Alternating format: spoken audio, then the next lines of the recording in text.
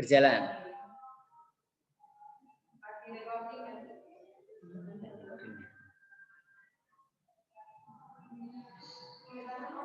Ini sudah record secara otomatis saja.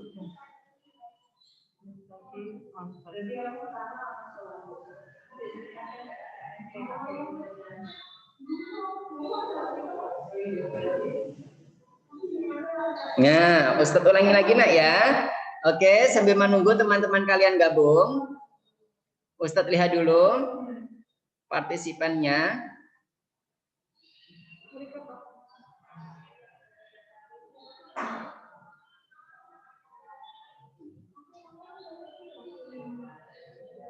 Sudah mulai gabung semua ya ini?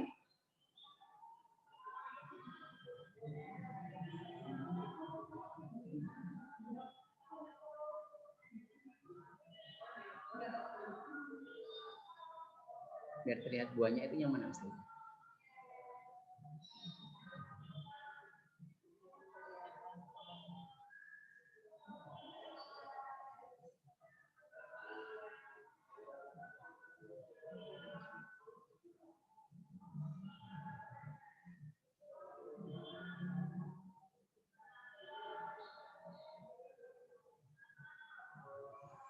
Ini berarti anak-anaknya sudah gabung ini. Oke. Ini sudah direkod terus ya.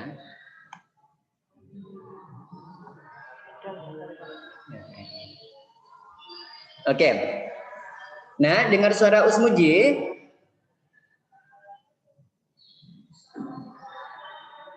Halo anak-anakku semuanya, bisa dengar suara Usmuji di sini?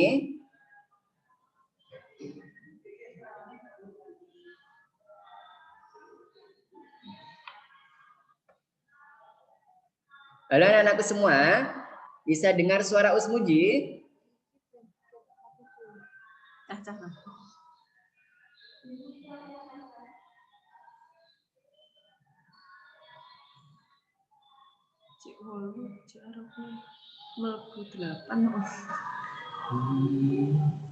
Tertuju ya.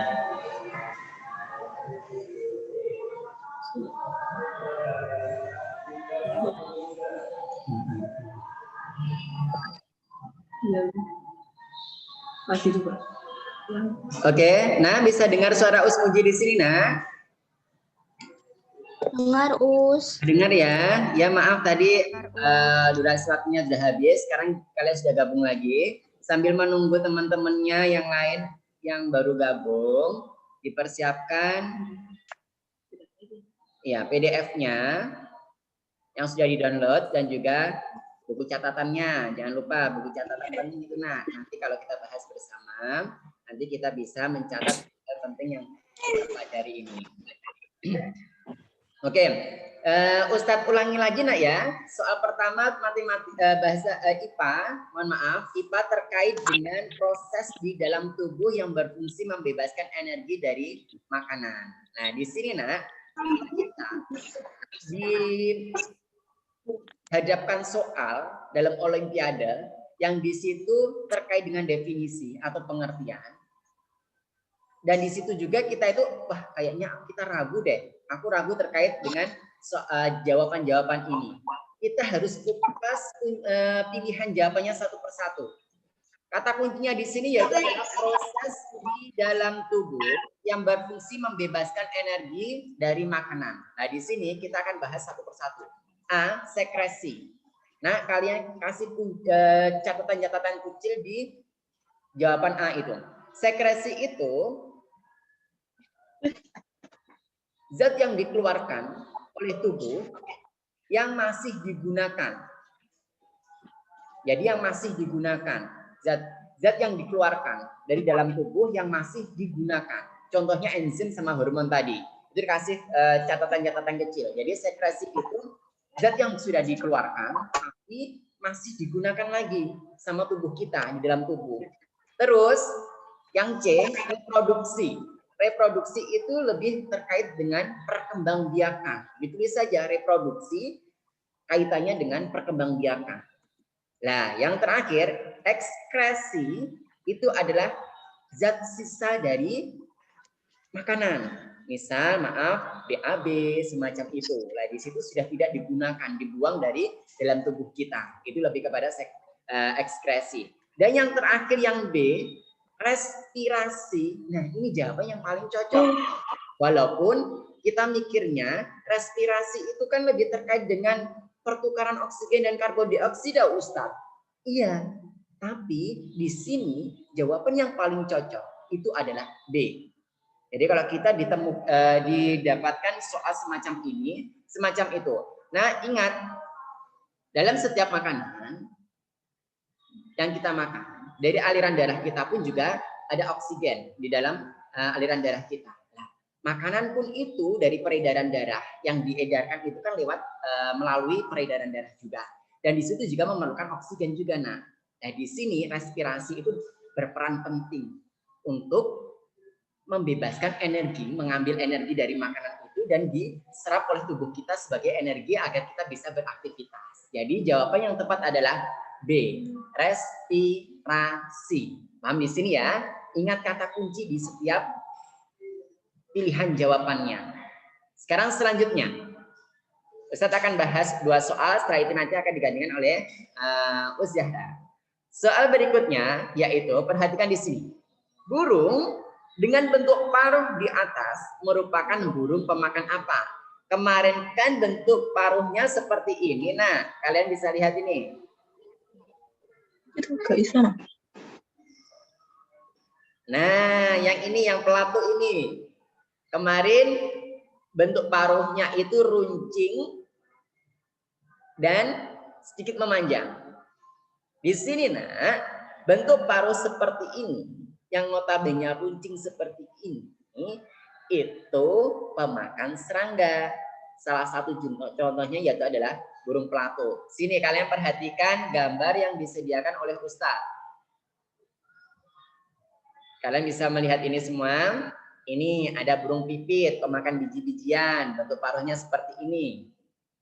Lalu ada burung elang, pemakan daging. Kalian perhatikan bentuk-bentuk paruhnya, nah di sini nanti itu akan membedakan dari jenis makanan dari burung tersebut. Terus ada bebek mencari makanan di tempat yang becek di sini. Terus kolibri, ini juga runcing. Hati-hati di sini. Runcingnya burung pemakan serangga dan juga penghisap madu itu beda. Perhatikan di situ. Runcingnya untuk kolibri ini runcing memanjang, yang dimana di sini fungsinya dia itu untuk menghisap madu. Bisa dari buah, bisa dari bunga, semacam itu. Terus pelikan, burung pelikan ini khas sendiri ini pemakan ikan di sini. Nah, ini adalah berbagai macam bentuk-bentuk dari paruh burung. Kalian bisa perhatikan lagi, di sini ada 5 jenis paruh yang biasanya sering keluar dalam soal-soal olimpiade. Kalian perhatikan ya, sering perhatikan ya.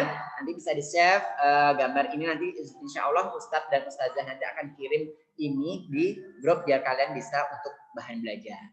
Oke, soal selanjutnya.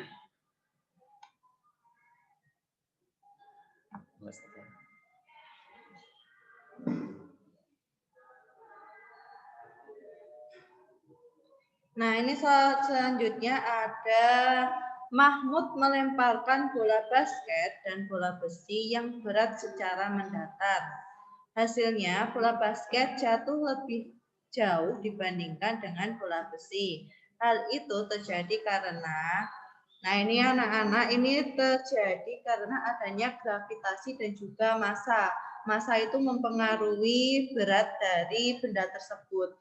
Jadi kalau massanya itu lebih berat, maka gravitasinya itu juga semakin kecil. Jadi kayak ini, bisa dilihat dari gravitasi hanya bekerja pada benda yang berat. Ini salah, karena benda sekecil apapun dia juga punya gravitasi. Terus ada bola besi lebih sulit bergerak karena dipengaruhi medan magnet bumi. Iya. Terus ada bola besi yang lebih berat, lebih sulit bergerak ketika diberikan gaya dibandingkan dengan bola basket. Nah, ini di C ini sudah kelihatan bahwa bola besi itu tadi kan masanya banyak, jadi dia kan berat. Terus gravitasinya itu kecil, jadi dibandingkan dengan bola basket yang dia beratnya lebih kecil dari bola besi, bola basket itu bisa terlempar lebih jauh daripada bola besi. Ini massa itu terkait dengan bobotnya ya Ustazah. Ya, bobotnya. Ya, jadi semakin berat benda itu berarti daya tarik gravitasi buminya itu semakin kuat gitu ya. Ya. Sehingga perpindahannya semakin lambat karena gravitasinya semakin kuat. Jadi itu kata kuncinya. Besi yang berat itu berarti gaya gravitasinya semakin kuat dibandingkan bola basket yang ringan, gaya gravitasinya juga semakin ringan. Gitu ya Ustazah ya. Oke, jadi jawabannya apa Ustazah itu yang paling tepat? Jawabannya itu C. C, oke. Alhamdulillah paham ya nak ya. Terus di sini ada pemasangan kabel listrik dibuat agak kendur agar kabel tidak putus ketika. Nah, ini kadang terkecoh sama mengalami pemuaian di siang hari. Nah, ini tuh pemuaian di siang hari itu biasanya terjadi pada rel kereta api. Rel kereta api itu dipasang renggang, jadi biar dia itu pada siang hari itu pas muai dia nggak ngelengkung relnya, kayak gitu. Ya. Terus pemuaian di malam hari itu nggak mungkin karena pemuaian itu terjadi karena adanya panas. Terus yang C itu menyusut pada malam hari. Nah, ini bisa terjadi karena di dalam kabel itu, di dalam kabel listrik terdapat tembaga. Jadi ketika dia malam hari, dia dipasang kendur karena pada siang hari itu mengalami pemuaian. Tapi di malam hari dia itu dalamnya ada tembaga. Jadi kalau tidak dipasang kendur, nanti takutnya tembaganya itu menyusut dan dia akan putus. Gitu. Jadi lebih tepatnya yang soal ini jawabannya ada di C, menyusut pada malam hari. Oh, jadi di sini perbedaan antara pemuaian dan penyusutan ya Ustazah ya? Ya. Jadi katakannya itu nah. Jadi kalau itu pemuaian di siang hari itu lebih pada rel kereta api ya guys Ustazah ya. Jadi dibuat renggang biar nanti tidak melengkung rel kereta apinya. Tapi di sini pertanyaannya yaitu adalah kabel listrik dibuat agak kendur. Ini terkait dengan karena di malam hari itu kabel listrik ternyata tembaganya itu menyusut ya Ustazah ya. Kalau menyusut berarti lebih, yang namanya menyusut berarti lebih pendek berarti Ustazah. Ukurannya lebih berkurang dan itu nanti ditakutkan akan kencang dan akhirnya putus. Nah, jadi jawaban yang tepat apa Ustazah? C, menyusut pada malam hari. Menyusut pada malam hari. Oke. Alhamdulillah. Selanjutnya nak ya. Nah, di sini ini pelajaran kalau tidak salah itu di kelas 4. Kemarin kita sudah membahas ini. Kemarin kan sama Us Muji sama Us Balkis dari kelas 4. Kalian pasti masih ingat berkaitan dengan soal ini. Batu yang besar dapat retak karena ditumbuhi lumut. Proses retaknya batu oleh lumut disebut dengan di sini. Di sini batu tersebut retaknya karena lumut. Lumut itu makhluk hidup apa makhluk tak hidup, nah? Nah, lumut adalah makhluk hidup, salah satu tumbuhan. Semua pelapukan yang terkait dengan makhluk hidup disebut dengan pelapukan biologi. Ingat itu, dicatat itu.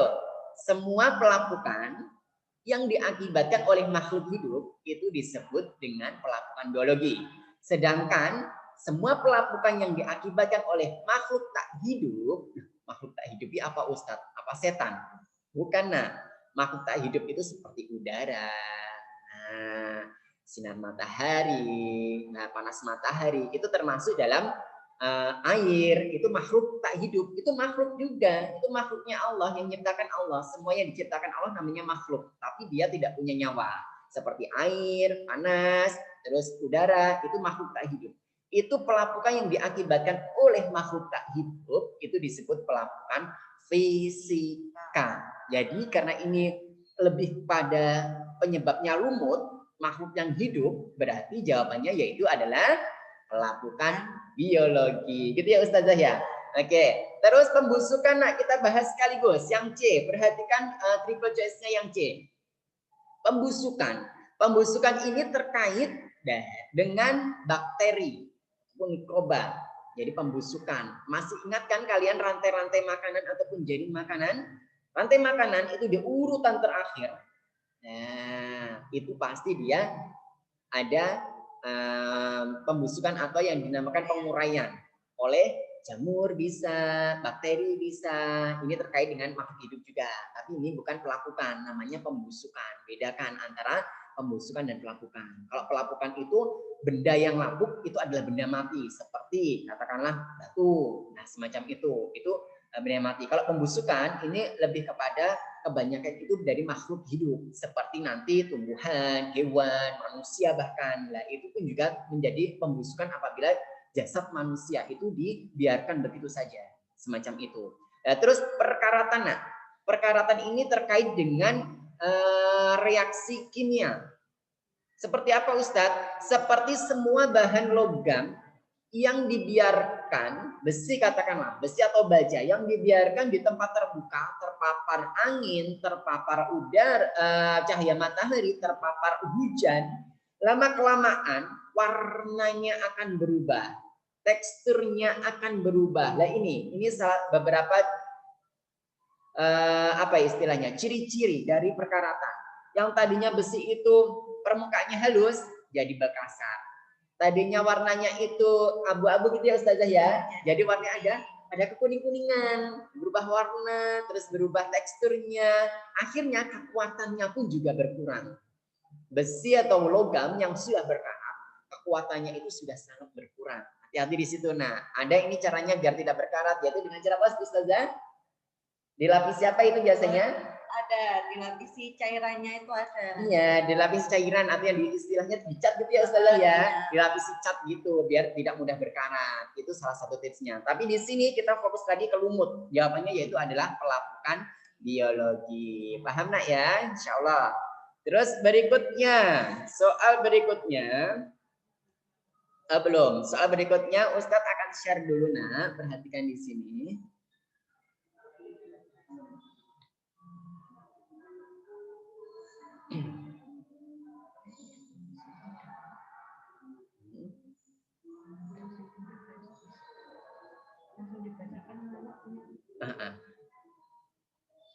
Di PDF-nya ini ya.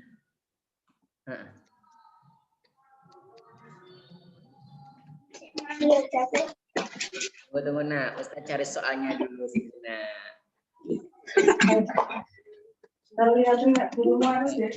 Ya. Oke, dibacakan saja ya nak ya. Ternyata soalnya masih belum kesyaf tadi sama Ustaz. Mohon maaf nak ya. Soal berikutnya apa?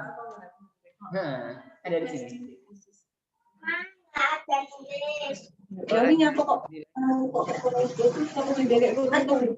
Malia loh.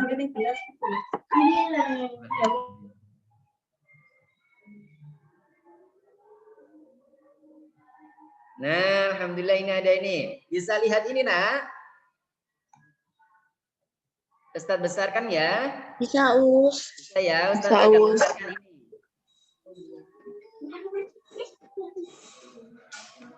Tadi sudah nomor, burung sudah.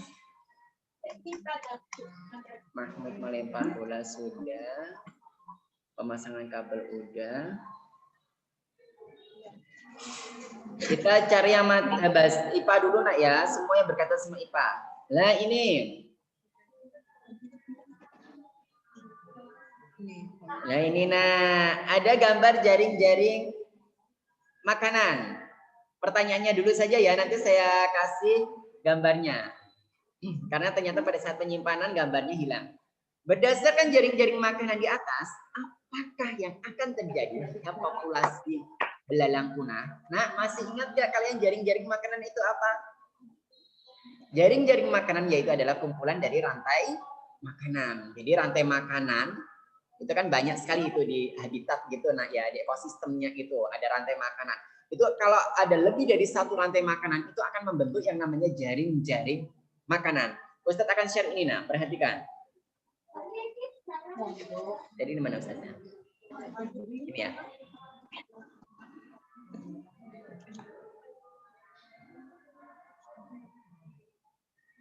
Nah, ini perhatikan, nah, ada jaring-jaring makanan seperti ini. Nah, kalian perhatikan dulu jaring-jaring makanannya ini, kalian amati dulu. Dalam jaring-jaring makanan tetap sama. Pertama, yang menduduki peringkat pertama di awal itu adalah produsen. Apa itu produsen, Ustadz? Produsen itu makhluk hidup yang dalam ekosistem itu yang dapat memasak makanannya sendiri, yang dapat menghasilkan makanannya sendiri tanpa bantuan makhluk hidup yang lain. Ini makhluk hidup ya, bukan makhluk tak hidup.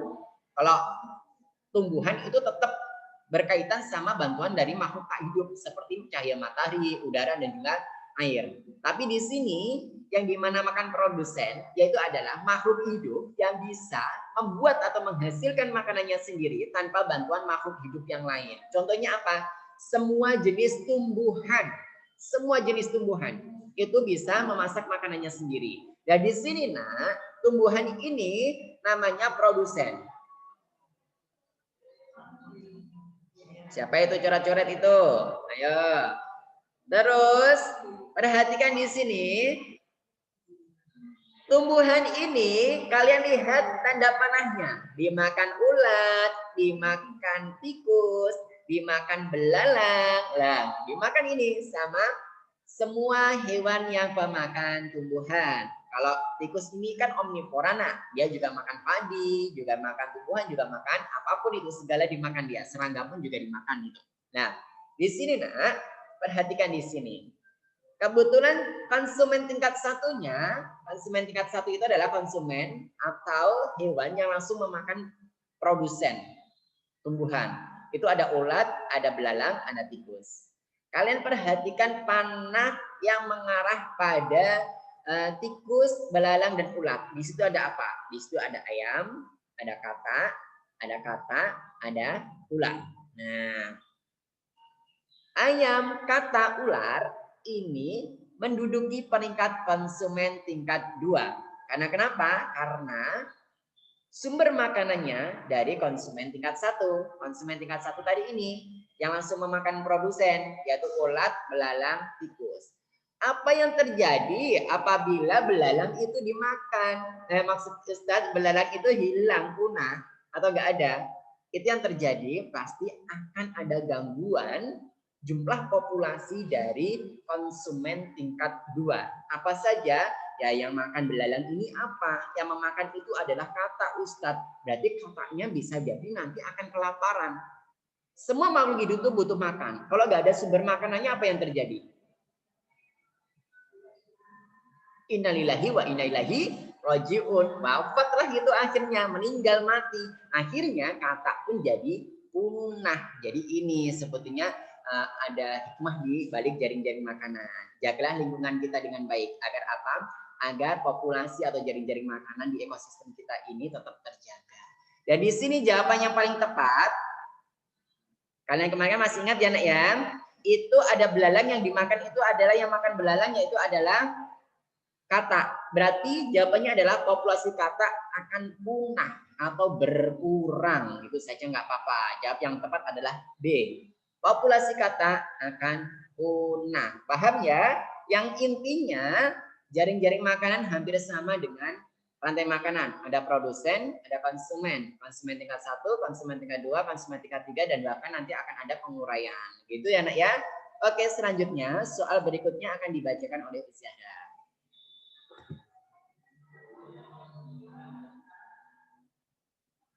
Nah, di sini ada soal di antara benda-benda di bawah ini, benda manakah yang dapat menghantarkan listrik dengan baik, tetapi tidak dapat ditarik oleh magnet.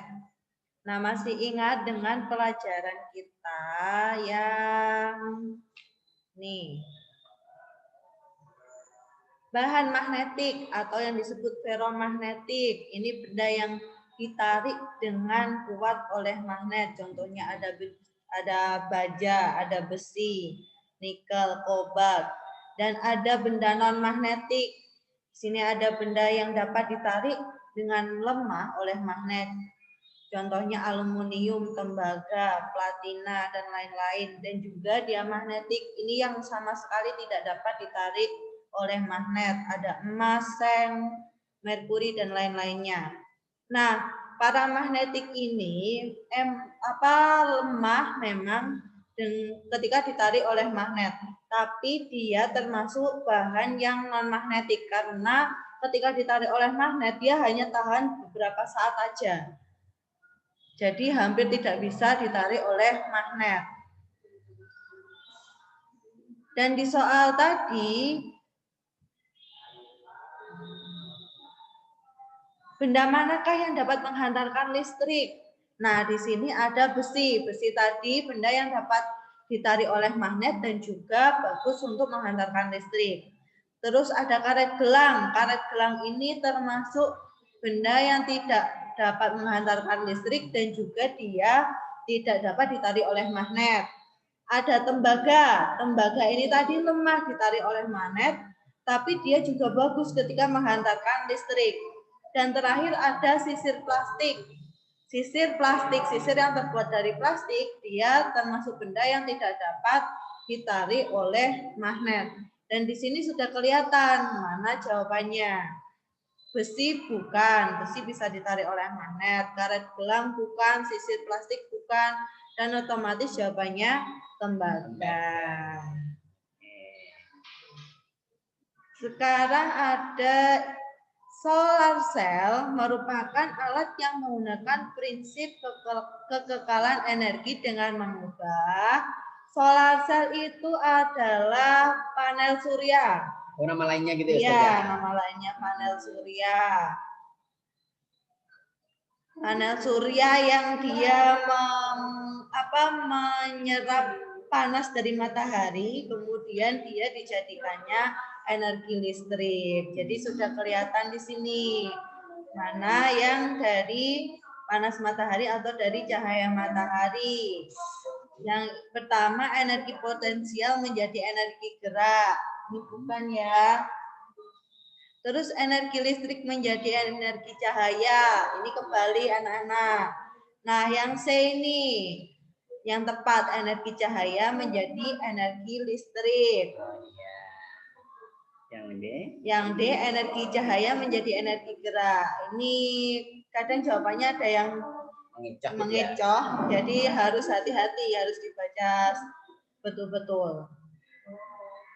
Ya, jadi jawabannya apa Ustazah? Jadi jawabannya adalah C.